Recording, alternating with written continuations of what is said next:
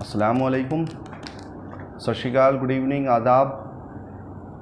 जंग आज़ादी के रोशन चिराग में आपका खैर मकदम है। एक बार फिर से मैं आपका खादिम एक नई किश्त के साथ। इस किश्त में हम बात करेंगे दारुल उलूम देवबंद मदरसे के बारे में और उनके असातिज़ा और किन मर्द मुजाहिद, वो जो हीरो थे उस ज़माने के उलमाए किराम, हम उनके नाम और उनके काम के बारे में आज जानेंगे। इससे अगली जो किश्तें आएंगी, पहले तो 2-3 किश्तें इनकी चलेंगी, क्योंकि लोगों की डिमांड ये रहती है कि साहब आप छोटी वीडियो बनाएं। देखिए, हिस्ट्री जो होती है ना, उसको बहुत शॉर्ट करके नहीं बताया सकता, मुख्तसर नहीं कर जा सकते। मैं बहुत छोटी करके बनाता हूँ। मुझे पता है कि आधे घंटे की 1 घंटे की कोई नहीं देखेगा, आज किसी के पास वक्त नहीं है, और चीज़ें हम लोग देख लेते हैं, बेकार की चीज़ें दूसरी चीज़ों में, क्रिकेट में, उसमें। चलिए बहरकैफ, तो आज शुरू हम करते हैं तहरीक आज़ादी और दारुल उलूम देवबंद मदरसा। ये मदरसा कोई ऐसा मदरसा नहीं है जिसके बारे में बहुत खोल करके बताया जाए। ये एक मारूफ मदरसा है और बहुत पुराना मदरसा है ये, और इसको ये कहें कि ये एशिया की सबसे बड़ी इस्लामिक यूनिवर्सिटी है तो कोई गलत नहीं होगी। ये एशिया की सबसे बड़ी इस्लामिक यूनिवर्सिटी है दारुल उलूम देवबंद मदरसा जो है। दारुल उलूम देवबंद को ये फ़ख्र हासिल है कि आज़ादी हिंद के लिए जो तहरीक चल रही थी, आज़ादी की, हिंदुस्तान को, भारत को अंग्रेज़ों से आज़ाद कराने की, तो उस आज़ादी के लिए जो कोशिश कर रहे थे, जिस मर्द मुजाहिद ने सबसे पहले हिंदुस्तान को दारुल हर्ब करार दिया था, तो सवाल ये उठता है कि भाई दारुल हर्ब का क्या मतलब है। दारुल हर्ब का मतलब होता है, दारुल हर्ब का मतलब कि वो जगह, वो मुल्क जहाँ पर लोगों की आज़ादी छिन गई हो, उनकी मजहबी आज़ादी छिन गई हो, और मुल्क जो है गैरों के हाथ में आ गया हो, और वहाँ इस्लाम को भी और दूसरे जो मज़ाहिब के जो लोग रहते हैं पहले से, उनको वहाँ पर अपने मज़हब पर चलने में मुश्किल हो रही हो। चूँकि हम जानते हैं कि अंग्रेज़ों ने जो सबसे ज़्यादा निशाना बनाया वो मदरसों और मस्जिदों को बनाया और उलमाए किराम को बनाया, इसलिए इसे दारुल हर्ब कहा गया, और अंग्रेज़ों के ख़िलाफ़ पहला फतवा जारी हुआ।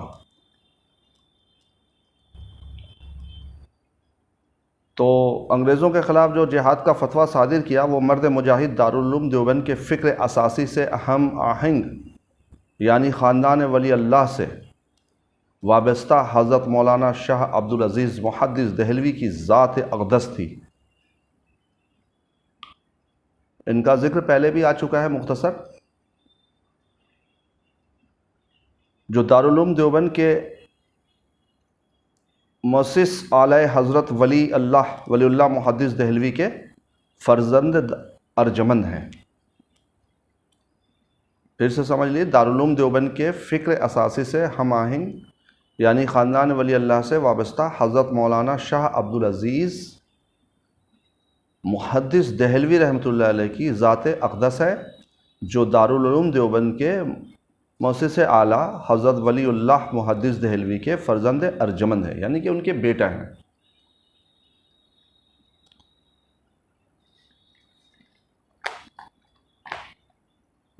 तो उनकी फ़िक्री व अमली हमागिरियत और आफाकियत के साथ अशकल तहरीक वलीउल्लाह सरगर्म अमल रहे, वो लड़ते रहे, और फिरंगियों से बसरसर के रुख को मोड़ने के लिए नब्र आज़मा होते रहे।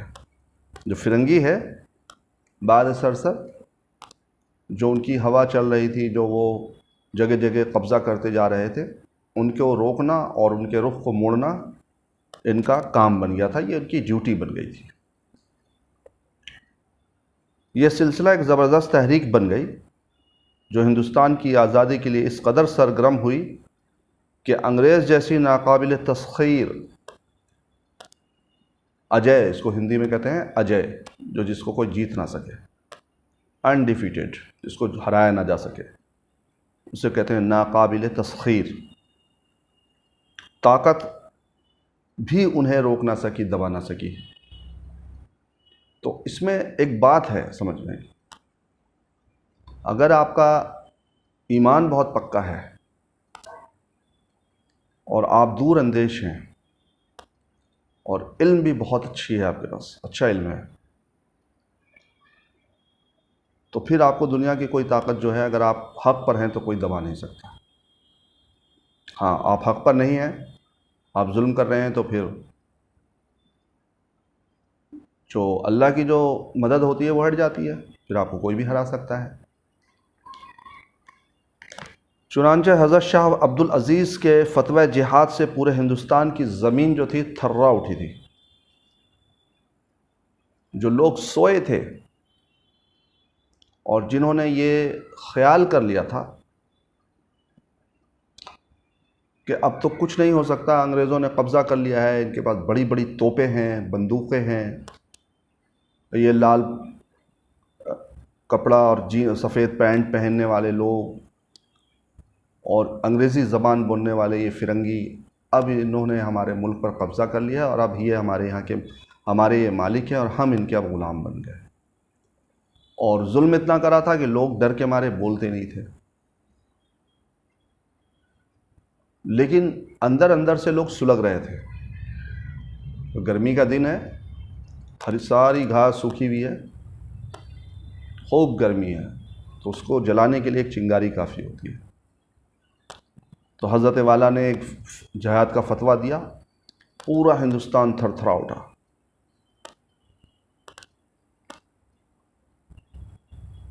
आज़ादी की सरगर्मियों का आगाज़ यानी कि शुरुआत आपके तरबियत याफ्ता हज़रत सैयद अहमद राय बरेलवी रहमतुल्लाह अलैह और हज़रत मौलाना शाह इस्माइल शहीद रहमतुल्लाह अलैह की क़यादत में हुआ। उसको लीड इन्होंने किया और ये दोनों उनके शागिर्द हैं।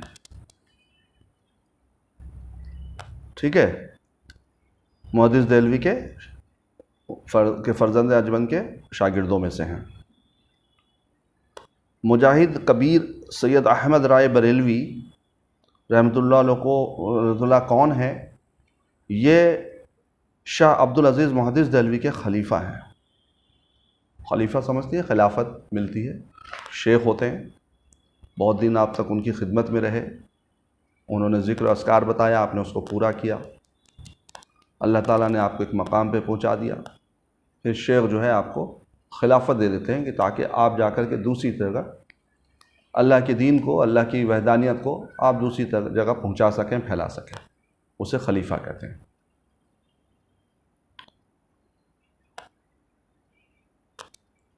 जिनके हाथ पर 40,000 गैर ईमान वाले ईमान लाए थे, 40,000। तो मुजाहिदीन की ये जमात, जिनके अमीर मुजाहिद कबीर सैयद अहमद रहमतुल्लाह अलैह और सरखिल आज़ादी मौलाना शाह इस्माइल शहीद रहमतुल्लाह अलैह थे, तहरीक आज़ादी की जंग इस तरह ना लड़ना चाहती थी कि महज शहादत पालें, बल्कि उसके पेश नज़र अव्वलन ऐसे हालात पर पैदा करने थे जिनसे आज़ाद हिंद के लिए राहें हमवार हो जाए। देखिए, समझने की बात क्या है कि आप गए, अंग्रेज़ों से भिड़े, आपने जिहाद का फतवा दे दिया, आपको अंग्रेज़ों ने पकड़ा, फांसी पर लटका दिया, इससे आज़ाद नहीं होना था मुल्क। जब कोई आपके घर पे कब्ज़ा कर लेता है और आपके घर से उसको माल और दौलत मिल रहा हो, तो आप लाखों आपके सर को काट देगा, लेकिन उसको कोई फ़र्क नहीं पड़ता है कि वो आपके घर को छोड़ दे। तो उन्होंने क्या वो पॉलिसी अपनाई, उन्होंने ऐसे हालात पैदा किए अंग्रेज़ों के ख़िलाफ़, फ़िरंगियों के ख़िलाफ़, जिससे उनके कदम लड़खड़ा सकें, जम ना सकें। तो उसके लिए क्या करना था? और उधर तहरीक, जो रेशमी रुमाल की जो तहरीक चल रही थी, वो बंद हो चुकी थी, वो ख़त्म हो गई थी। ख़त्म कह लीजिए या ये कहे कि भाई वो अंग्रेज़ों ने उसको ख़त्म कर दिया था, बर्बाद कर दिया था। और मैंने जैसा पिछले वीडियो में भी बताया कि हर पेड़ पर उलमा कराम की गर्दन या लाश लटक रही होती थी। तो इन्होंने पॉलिसी अपनाई कि हम ऐसा करें कि हम अपने मुल्क के तमाम लोगों को जगा सकें। पहले जब हम जगाएंगे और वो हमारे साथ होंगे, तब हम अंग्रेज़ों के इरादों को कमज़ोर कर सकेंगे और उनकी ताकत को कमज़ोर कर सकेंगे, उनके कदमों को उखाड़ सकेंगे। बहुत सिंपल सी बात है कि आप गए और आपने जाकर फांसी पे उन्होंने कहा फांसी पे लटका दो, आप लटक गए, तो उससे उनको फ़र्क नहीं पड़ रहा था।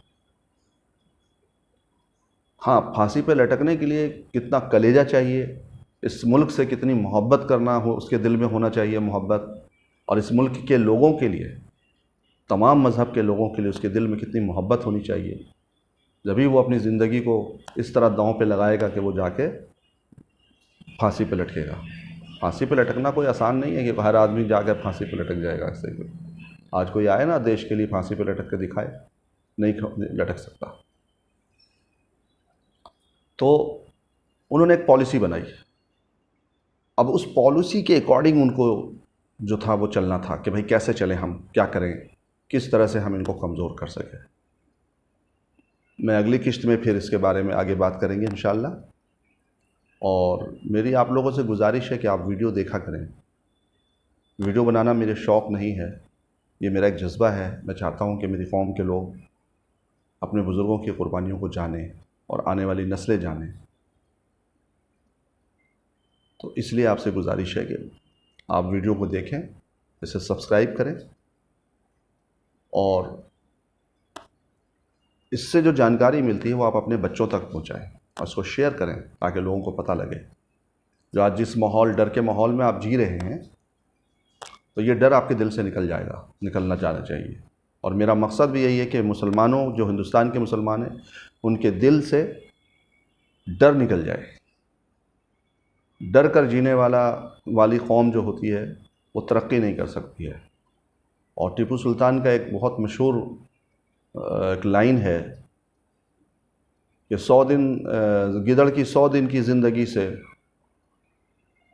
शेर की 1 दिन की ज़िंदगी बेहतर है।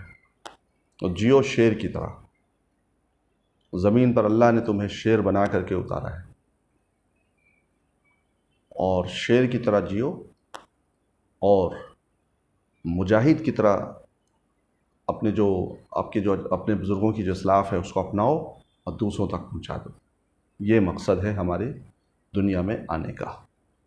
चलिए, तब तक के लिए मैं आप लोगों से इजाज़त चाहता हूँ, और अगली किस्त में फिर हम इसकी पूरी डिटेल बताएंगे कि इंशाअल्लाह कि क्या हुआ। अस्सलाम वालेकुम।